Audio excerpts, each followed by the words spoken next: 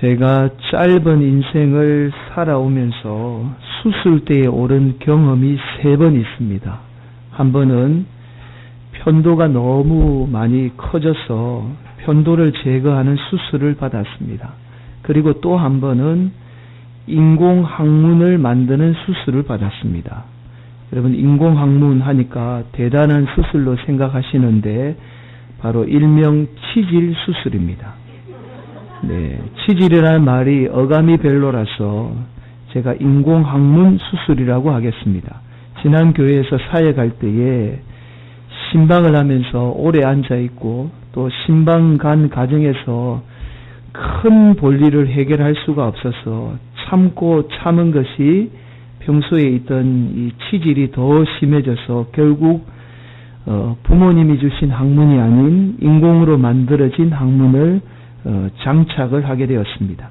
한 달 전에 수술 날짜를 잡고 수술을 했는데 수술 다음 날이 쉬는 날이었는데 교회에서 갑자기 성령치유 수양의 날짜가 잡히게 된 겁니다.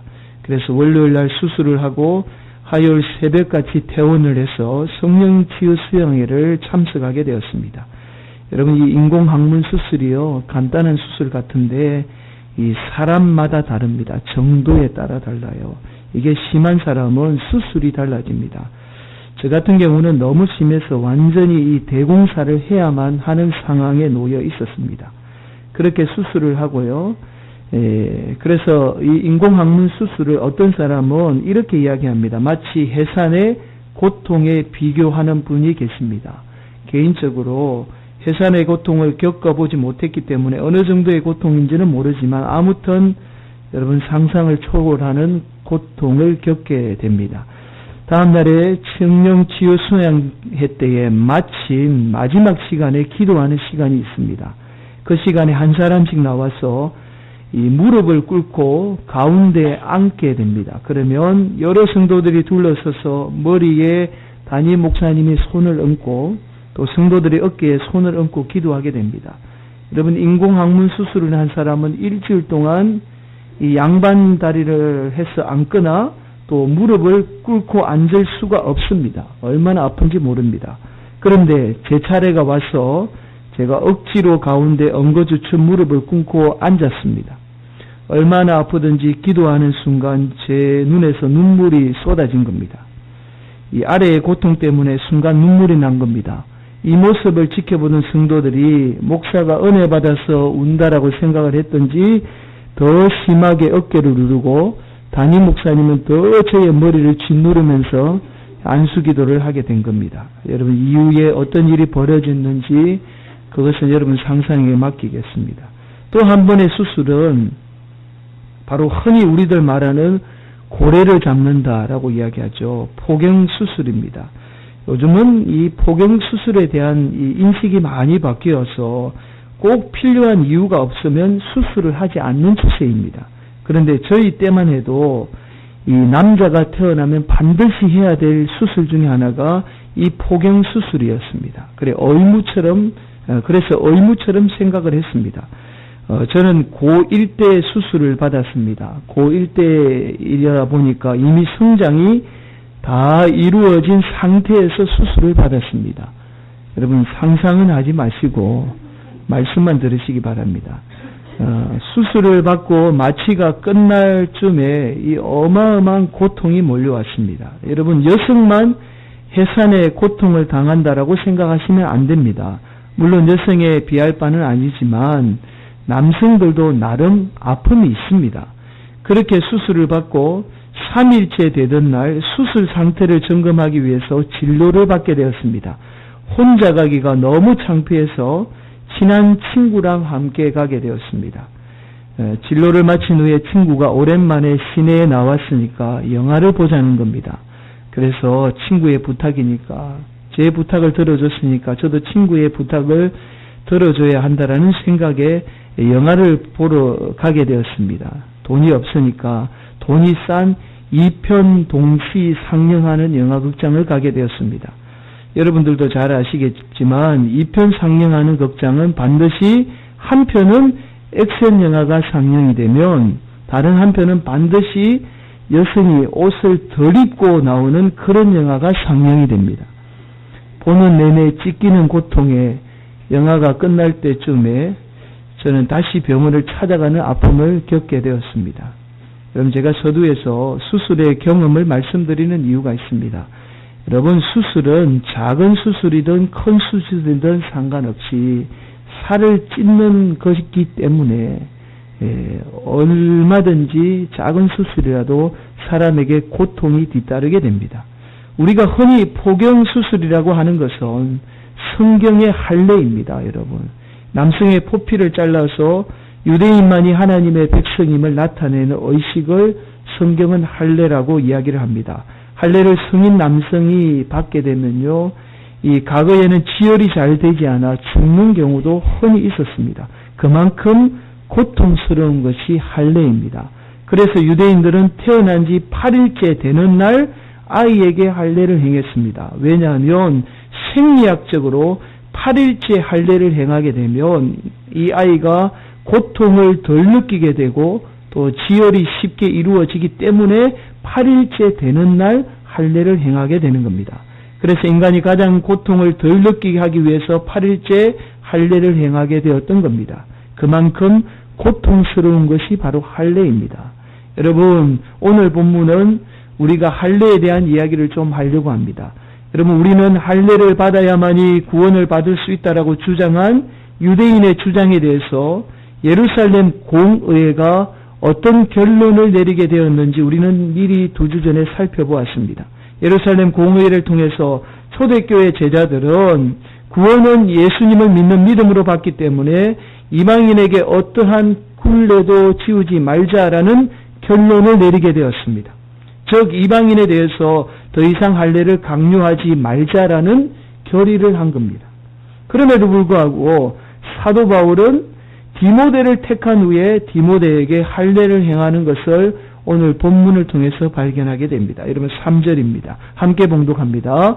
바울이 그를 데리고 떠나고자 할새 그 지역에 있는 유대인으로 말미암아 그를 데려다가 할례를 행하니 이는 그 사람들이 그의 아버지는 헬라인인 줄 다 알미러라. 여러분, 사도 바울이 루스드라에 이르러 디모데를 데리고 함께 선교여행을 떠나면서 디모데에게 할례를 행한 겁니다. 사실 이것은 사도 바울이 예루살렘 공의회의 결정을 스스로 깨는 행위입니다. 여러분, 왜 사도 바울이 예루살렘 공의회의 결정을 스스로 깨면서까지 디모데에게 할례를 행하고 있습니까? 또 하나 우리가 주목해 보아야 할 것이 사도 바울이 자기 자식처럼 사랑했던 두 제자가 있습니다. 바로 디모데와 디도입니다. 그런데 디도는 오히려 할례 받는 것을 강하게 금하는 것을 성경을 통해서 우리가 발견하게 됩니다. 갈라디아서 2장 3절 말씀입니다. 앞에 있습니다. 한번 보실까요? 그러나 나와 함께 있는 헬라인 디도까지도 억지로 할례를 받게 하지 아니하였으니. 여러분, 사도 바울이 사랑하는 아들이라고 소개한 사람이 바로 디모데와 디도입니다. 그런데 디도에게는 억지로 할례를 받지 않게 했다라고 성경은 기록하고 있습니다. 반면에 디모데는 오늘 본문에 할례를 행했던 것을 발견하게 되죠. 이것은 사도 바울이 디모데에게 할례를 행한 것이 단순히 예루살렘 공의회의 결의를 어떤 깨거나 위배한 것이 아니라 이 할례를 통해서 아주 특별한 의도가 있음을 우리는 추측해 볼 수 있습니다. 여러분, 그 이유를 조금 더 깊이 있게 살펴보도록 하겠습니다. 오늘 본문 1절입니다. 바울이 더베와 루스드라에도 이르매 거기 디모데라는 제자가 있으니 그 어머니는 믿는 유대 여자요 아버지는 헬라인이라. 여러분, 디모데는 어머니는 유대인입니다. 아버지는 헬라인입니다. 그러니까 우리가 흔히 말하는 혼혈인입니다. 혼혈아입니다. 자, 반면에 디도는 조금 전에 갈라디아서 2장 3절 말씀 다시 살펴보면요. 그러나 나와 함께 있는 헬라인 디도까지도 억지로 할례를 받게 하지 아니하였으니 디도는 헬라인입니다. 여러분, 아버지와 어머니가 다 헬라인입니다. 지금 우리나라에도 혼혈에 대한 차별이 아주 심하죠. 여러분, 특히 유대인들은 이 혼혈인에 대한 차별이 엄청나게 심했습니다. 혼혈인은 이 유대인들은 인간으로 보지 않았습니다. 인간 취급 안 했습니다. 디모데는 유대인인 어머니를 두었지만 혼혈이라는 이 차별 때문에 유대인이 들어갈 수 있는 회당에도 들어갈 수 없었고 유대인의 모이는 어느 모임에도 들어갈 수 없었던 겁니다. 디모데는 이 헬라인이 속해 있는 그곳에도 속할 수 없는 어느 곳에도 속할 수 없는 이방인과 같은 존재로 살아왔던 겁니다. 그래서 디모데의 삶 속에 늘 혼연이라는 아픔이 자리 잡고 있었던 겁니다. 그래서 사도 바울이 디모데에게 할례의 아픔, 고통을 주면서 디모데의 상처를 치유하기를 원했던 겁니다. 자, 사도 바울은 오히려 디모데의 혼혈이라는 그 아픔을 할례라는 고통을 통해서 치유하게 된 겁니다. 사도 바울은 디모데에게 할례를 베품으로 그의 아픔을 씻어주고 온전한 하나님의 일꾼으로 사용되기를 원했던 겁니다. 여러분, 이것이 바로 하나님의 방법입니다. 하나님은 여러분의 약점이나 아픔을 그냥 치유하시는 분이 아니십니다. 하나님은 우리의 아픔을 단순히 감싸주는 분이 아니세요. 때로는 우리의 아픈 곳을 더 아프게 해서 우리로 하여금 그 상처를 이겨내게 하시는 분이 바로 우리 하나님이십니다. 이것이 하나님의 방법입니다. 여러분, 우리가 잘못 생각하는 것 중에 하나가 바로 예수 믿으면 금방 우리의 모든 문제가 다 해결받을 거라고 생각합니다. 여러분, 그러나 그렇지 않습니다. 이렇게 외치는 것은 진짜 복음이 아니라 가짜입니다. 가짜들이 늘 이렇게 외치죠. 금방 문제가 다 해결안 받을 거라고 생각합니다. 반드시 기억해야 합니다. 하나님은 때로는 우리의 아픔과 상처를 어떻게 해요? 더 아프게 함으로 우리를 강한 믿음의 사람으로 만들어 가십니다. 이것이 하나님의 방법입니다. 여러분, 독감 예방 접종의 원리와 똑같습니다. 우리가 독감 예방 접종을 하죠. 독감 예방 접종은 우리 몸 안에 안 좋은 바이러스를 주입해서 우리 몸을 일부러 아프게 하는 거예요. 그래서 그 아픔을 이겨내서 우리 몸 안에 면역성을 갖도록 하는 것이 예방 접종입니다. 그러니까 일부러 우리 몸을 아프게 하는 거죠. 그래서 예방 접종하게 되면 우리 몸이 안 아픈 몸이 찌뿌둥하게 아픈 겁니다. 우리 몸에 독감 바이러스가 들어왔으니까 그것을 이겨내려고 하니까 우리 몸이 아픈 거예요. 여러분, 하나님이 우리를 믿음의 사람으로 만들어가는 방법도 바로 이 원리입니다. 그냥 우리 문제를 해결해 주시는 분이 아니시라는 거예요. 우리의 아픈 곳을 더 아프게 해서 우리로 하여금 강한 믿음의 사람으로 만들어가는 것이 바로 하나님의 방법이라는 겁니다. 이것이 바로 하나님이 믿음의 사람을 훈련시키는 방법입니다. 결국 여러분, 디모데에게 할례의 고통이 디모데를 온전한 유대인으로 만들었습니다. 디모데가 온전한 유대인이 되었다라는 것은 유대인이 모이는 어느 회당이든지 마음대로 들어갈 수 있는 자격을 얻었다라는 거예요. 우리가 알다시피 초기 바울의 순교는 유대인이 모이는 회당 중심으로 이루어졌습니다.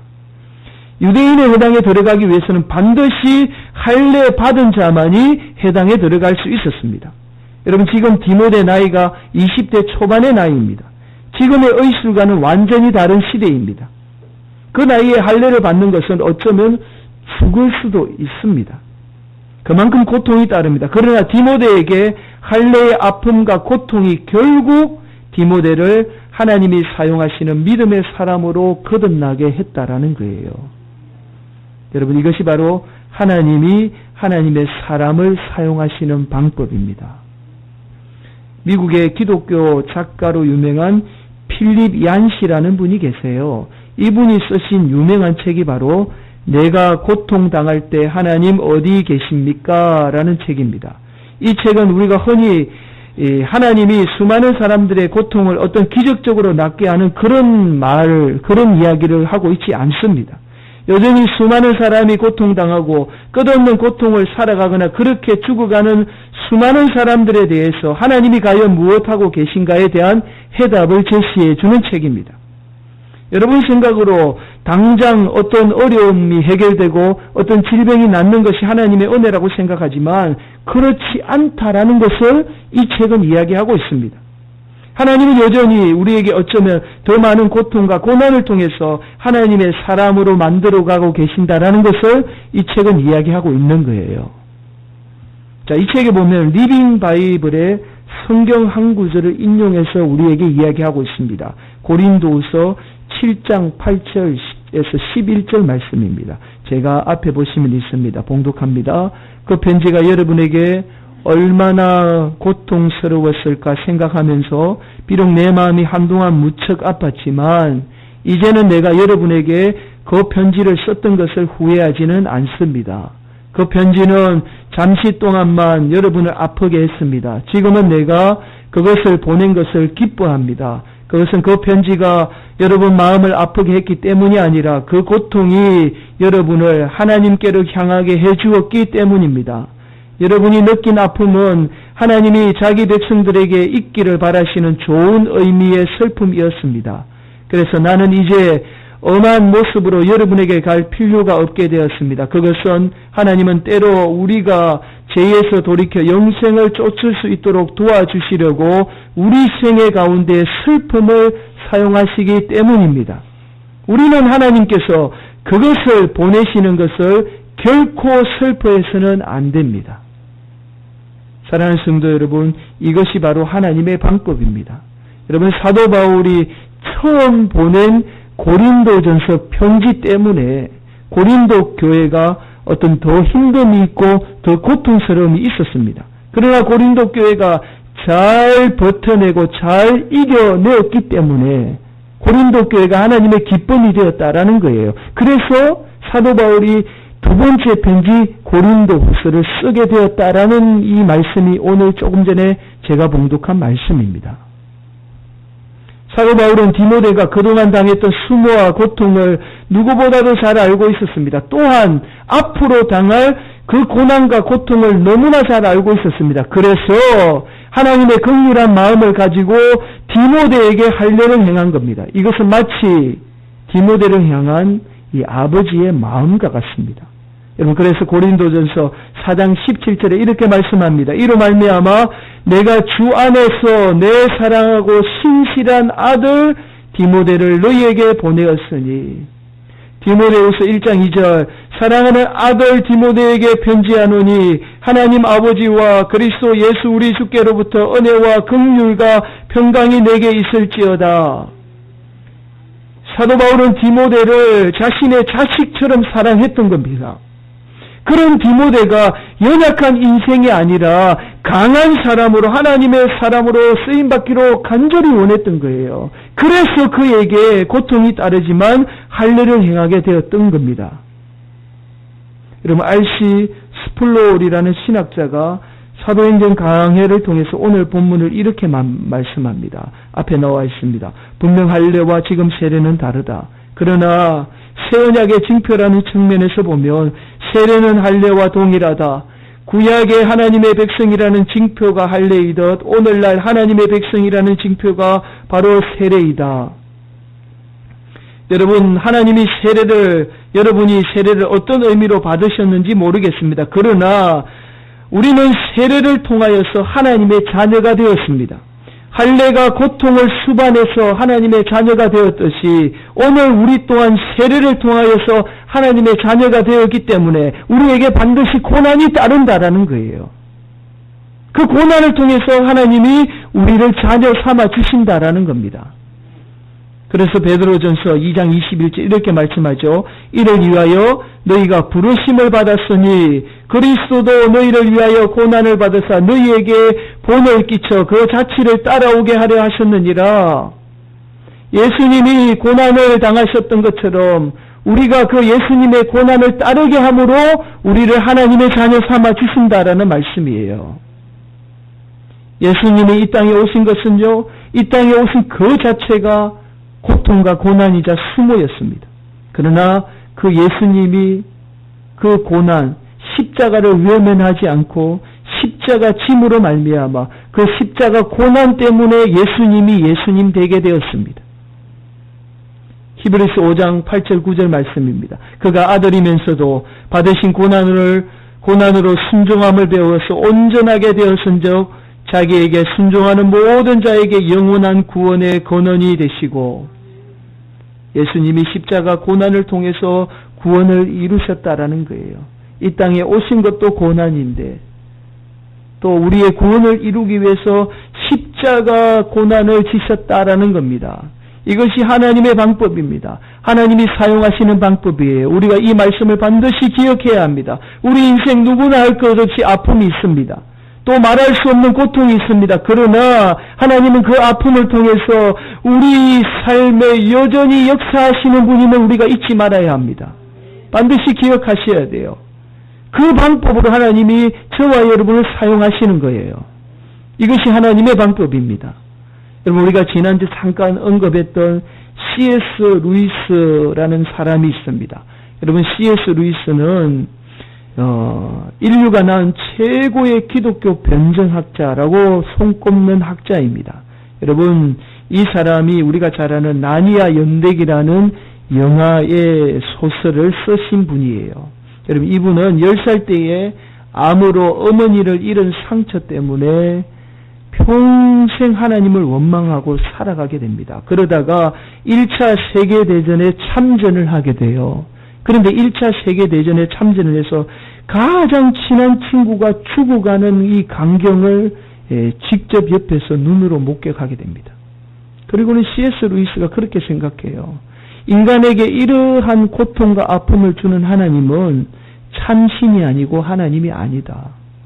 그러면서 평생 무신론자로 살아가게 됩니다. 그러다가 옥스퍼드 대학에 교수로 재직할 때에 거부할 수 없는 힘에 의해서 유신론자가 돼요. 그러니까 유신론자가 되었다라는 것은 예수를 믿었다라는 게 아니라 신적인 존재를 인정한 것뿐입니다. 예수를 여전히 믿지 않았습니다. 그러다가 C.S. 루이스가 예수를 믿게 되는데 결정적인 역할을 한 인물이 바로 그가 사랑했던 조이 데이비슨이라는 여성입니다. 여러분, C.S. 루이스가 50이 넘는 나이 동안 혼자 독신으로 살았습니다. 독신으로 살다가 이 조이 데이비슨이라는 여성을 만나고 사랑하게 됩니다. 이 여성은 아이가 둘 딸린 이혼녀예요. 미국에서 영국으로 온 이혼녀인데 이 여성이 영국의 시민권을 받기 위해서 자기가 일부러 결혼을 해서 이 여성이 영국 시민권을 얻도록 도와줍니다. 그런 가정 속에서 사랑하게 돼요. 그런데 이 여인이 암에 걸렸다라는 소식을 접하고는 실제로 결혼을 해서 두 아들을 양자 삼고 그렇게 행복한 생활을 하게 됩니다. 이 여성 때문에 완전한 기독교인으로 전향을 하게 됩니다. 그러다가 그녀의 암이 조금 호전이 됩니다. 그렇게 C.S. 루이스 삶에 있어서 가장 행복한 시간을 보내게 돼요. 자신의 고백에 의하면 가장 행복한 시간을 보내게 됩니다. 행복한 결혼 생활이 채 3년도 되기도 전에 암이 다시 재발하게 되고 C.S. 루이스가 사랑하는 그녀가 죽게 됩니다. C.S. 루이스의 가장 행복한 순간이 그렇게 끝이 나요. 단 3년 만에 그렇게 끝이 나고 맙니다. 아내의 암이 재발되었을 때요, C.S. 루이스는 하나님 앞에 끊임없이 부르짖습니다. 하나님 도와주세요. 나의 사랑하는 아내가 암이 낫게 해주세요. 예수님의 이름으로 낫게 해주세요. 끊임없이 부르짖습니다. 그러나 끝내 하나님은 C.S. 루이스의 부르짖음에 응답하지 않습니다.